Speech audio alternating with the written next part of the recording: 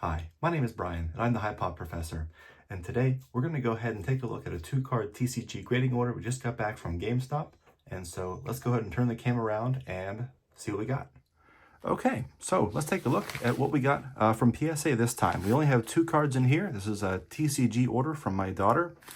And it came just like this. In this envelope, it was not the PSA box with the lid ripped off this time. I guess for only 2 cards. I suppose they weren't, gonna do the whole thing, but here it is. And so this was our ungraded submission pickup, 2 cards. And so that's what we have to go over today. So let's take a look and see how we did. So we only sent in, 2 cards here. And let's go ahead and put the hat on. And I will say, I looked over these very carefully in our pre-grading submission video, and really only wanted to send them if I thought they were, pretty sure we're going to get some Gem Mint 10s here, because with Pokemon and most Ultra Modern, it truly is sort of 10 or bust. And so looked over this one, Zamazenta, and we ended up getting Gem Mint 10. Beautiful, just as we hoped, exactly what we were hoping for. This is probably a $5, $10 card, or at least it was at the time we submitted it, February 19th. Just got it back today, which was the I picked it up on the 22nd, but it really had been ready before the Easter weekend. We just hadn't had a chance to get around to picking it up. So it was almost 2 months door to door to get this. And just beautiful, beautiful card, beautiful submission. And yeah, this was, $5, $10 card before we slabbed it up. At the time I submitted, this card in a 10 was selling for about $40, $45, maybe $50, somewhere in that range. Since then, the Pokemon market has only picked up even more. And so this card in a 10 is now selling about $75. And so it's a really nice victory. And so my daughter has expressed a desire to sell this card, is what she wants me to do with this. And so that's what we'll do. She does not have an eBay account of her own yet, and so I will go ahead and facilitate that with mine, which is funny because when I was a little older than her, I was a younger teenager, I was certainly making eBay purchases through my father's account, of course with his permission, but I would have him place bids on things for me too. And of course I'd sell things through his account as well, of course with his permission. All right, so that's the plan here for this one. As for the other one, let's take a look. This one was actually a slightly bigger card. This is a beautiful Glaceon Vstar, absolutely stunning card.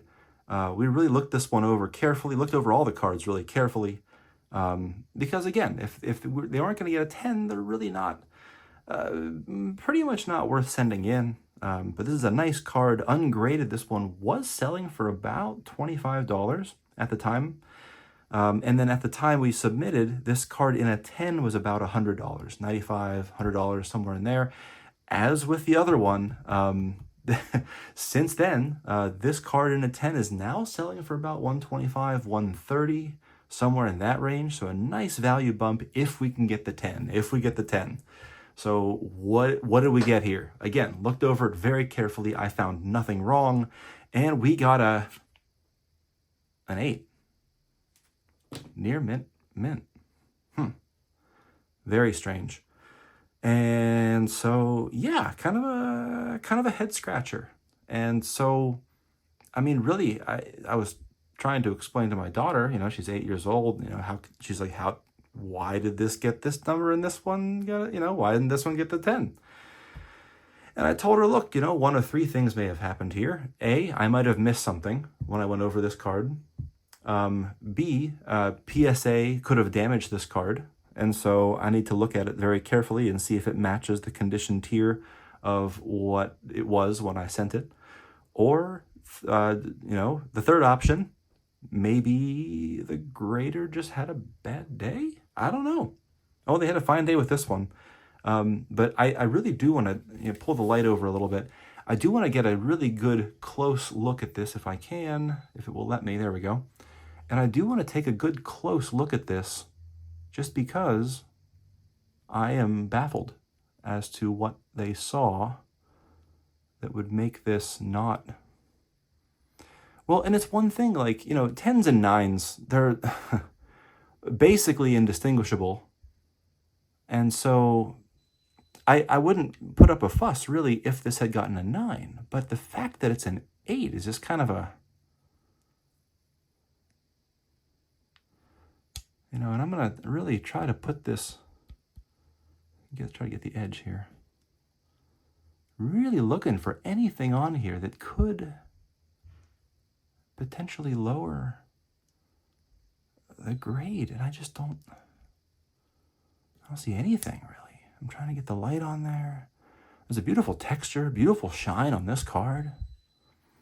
The centering is fine. The centering shouldn't have anything. It's not like perfect, dead centered, but pretty darn good, though. I mean, it's no worse than 55-45, I don't think, in any dimension, at least not on the front. And I will check out the back in a second. The back centering, they're less harsh on that anyway, but even still, looks pretty darn good to me. There's no whitening on the edges, on the corners. I mean, this card came straight from a pack. It was opened in a big sort of Christmas present opening. And again, let's get real close here, making sure no whitening on the edges. This is a piece of debris that is trapped in the card there. So that's... thanks, PSA. And so, yeah, bit of a head scratcher. Now, what's funny about this card, yeah, it's... yeah, I don't know. What's funny about this, I asked my daughter what she wanted to do with this, and you will never believe what she said. So she likes this card a lot, and she would like to keep this with her other Pokemon cards. This is a PC, like, keeper card for her. This one she doesn't care about as much and would like to sell and recoup the funds. Which, hey, she's using her allowance money to submit these cards. Hey, look, that's fine. She's able to do that. But my jaw hit the floor, metaphorically. We were driving home, and she was holding these cards and looking at them and trying to determine, what she wants to do with these. And I kid you not, she said, well, could we crack it open and submit it again and send it back in and have them fix their mistake? And I could not believe when she said that.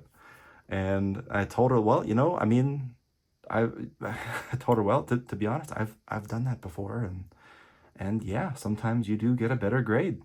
You get a second opinion. And so she's like, yeah, I want to do that. And she's, okay. So believe it or not, that's what that was her idea.